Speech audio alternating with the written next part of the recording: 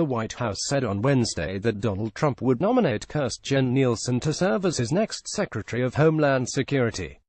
She is currently the White House Principal Deputy Chief of Staff. Nielsen formerly served as John Kelly's deputy when he held the post of Trump's first Homeland Security Secretary.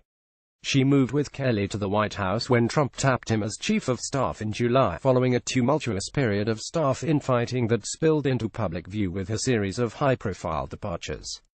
The White House said Nielsen, who worked for the Transportation and Security Administration (TSA) under George W. Bush, had extensive professional experience in the areas of homeland security policy and strategy, cybersecurity, critical infrastructure and emergency management.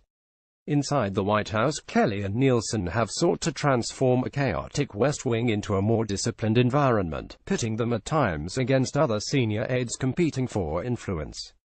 Under the stewardship, according to one report, policy and planning meetings have been restricted to principals only, one of several moves designed to better control the flow of information to Trump and who has the president's ear. While that approach has earned its detractors in the White House, aides said Nielsen was known for a no-nonsense approach to the job that will probably serve her well in the Senate confirmation process.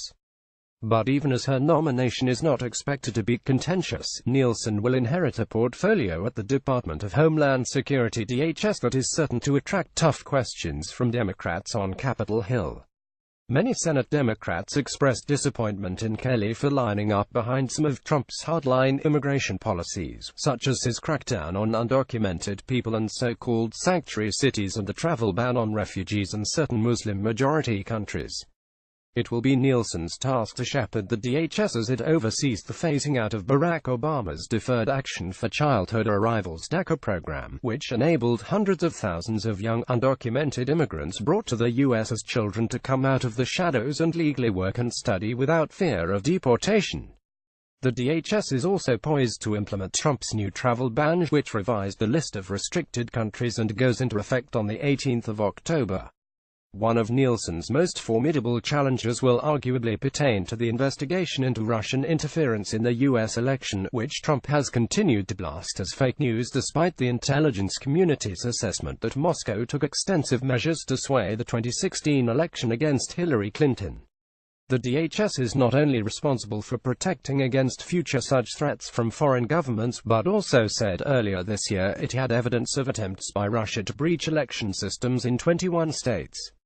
Last month, at least 2 of those states accused the agency of giving them bad information about Russian hacking.